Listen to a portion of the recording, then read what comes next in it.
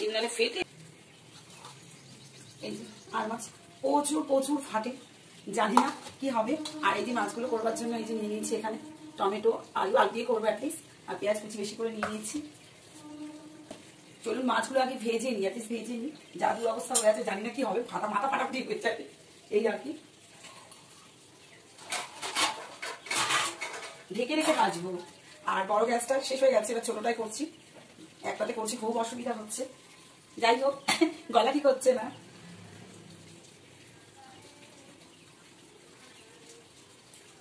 এখানে আদা পেঁয়াজ রসুন আছে বাটা, পেস্ট করে রেখেছি। চলুন, ফাটলে তো ভীষণ ভয় করে, ফাটবে।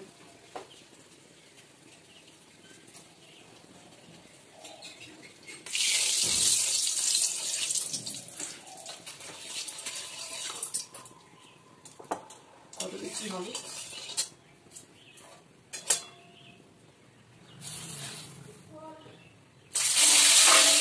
ভীষণ ভয় করে, ভীষণ। মাছটা অনেকটা বড়, গায়ে 1 কেজির ওপরে, কেটে খানি। আর মাছ আমি কিন্তু আমার ছোট ছোট টুকরো করে মাংসের মতো করে খাই, বাট এটা একটু ভেজে করবো, ভয় করে। খাওয়াটা ধরলে ব্যাস।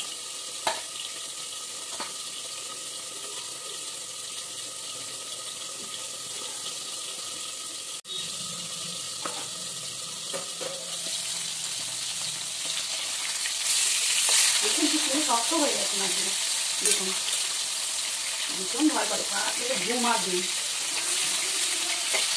রেখে রেখে রাখবি, যদি ফাটে একটু করে পাঠাবো। আওয়াজটা শুনি কি হারে ফাটছে, কি হারে ফাটছে, কাজে আওয়াজ শুনুন। দেখুন কত সুন্দর ভাজাগুলো উঠেছে, বাচ্চা ফাটছে, ফাটার থেকে তো অন্ধকার হয়ে যাচ্ছে, ভয়তে প্রাণটা অস্তা কত। দেখুন না, ভীষণ বড় মাছটা, 1 কেজির ওপরে, প্রায় 1 কেজি মাছটা।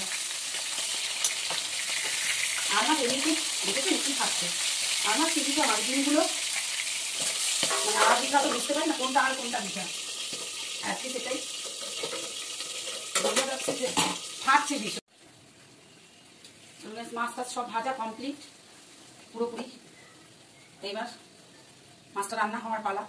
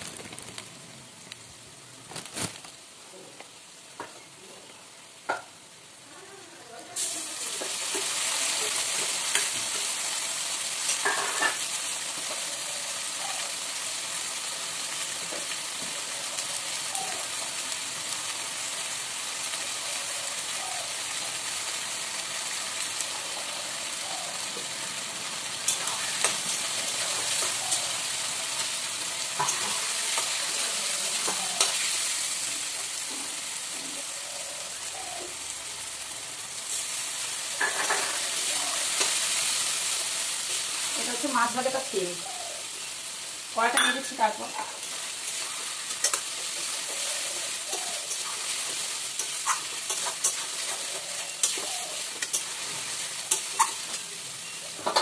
চলুন একটু ঢেকে দিই।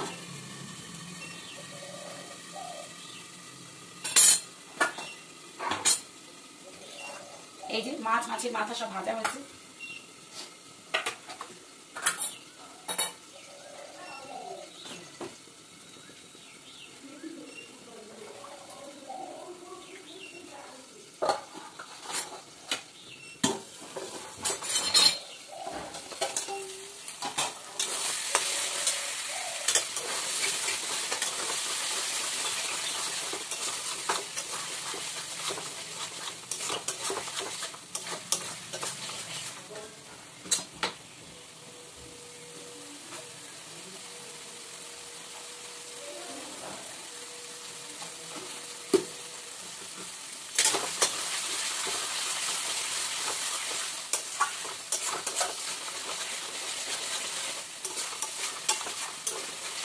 বুঝতে পারছেন তেল ছেড়ে দিয়েছে।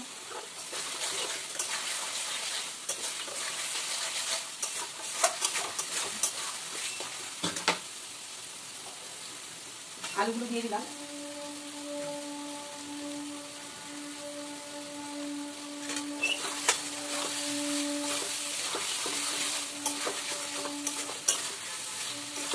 আর মাছ যত ভালো করে মশলা কষাবেন, কোনো কাঁচা গন্ধ যেন না থাকে, তত টেস্ট হবে। আলু দিয়ে এরকম করে আমি কিন্তু না ভেজেও করি, সেটা ছোটো ছোটো টুকরো মাছ আর একটু বড়ো মাছ হয়। 2 কেজি 3 কেজি ওজন হবে, এটা যেমন 1.5 কেজি ওজনই।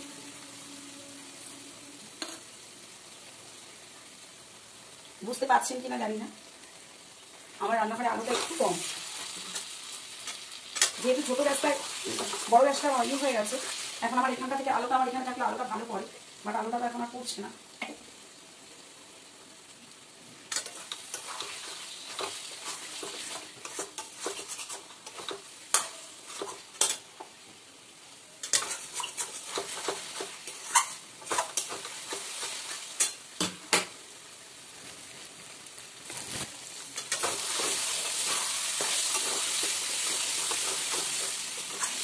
বুঝতে পারছেন আলু কিন্তু গলে গেছে, আলু পুরো গলে গেছে, টমেটো গলে গেছে। আমি এবার একটু জল দেবো যাতে মাছগুলো একটু ডুবে যায়।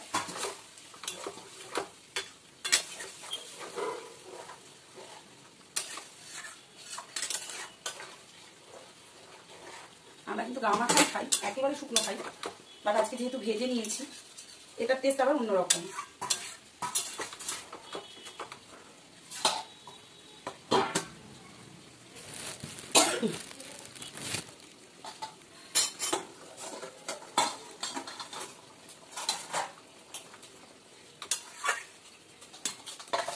এটা কিন্তু পুরোপুরি সেদ্ধ করা, এটার মধ্যে দিয়ে দিলাম, কারণ হচ্ছে ভাজা যাবে না, ভাজলেই ফেলে যাবে, চোখ কানা হয়ে আর কিছু পাওয়া যাবে না। দেখুন এটা দিয়ে দিলাম এর ভেতরে। এবার আমি আস্তে আস্তে মাছগুলো ছেড়ে দেবো, সব মাছের মাথাগুলো আগে দিই।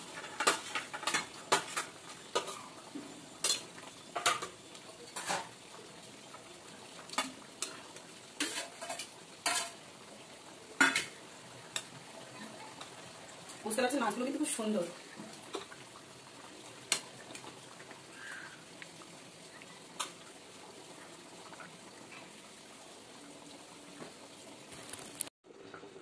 চলুন গাইস এবার ঢাকনাটা তুলে ফেলি।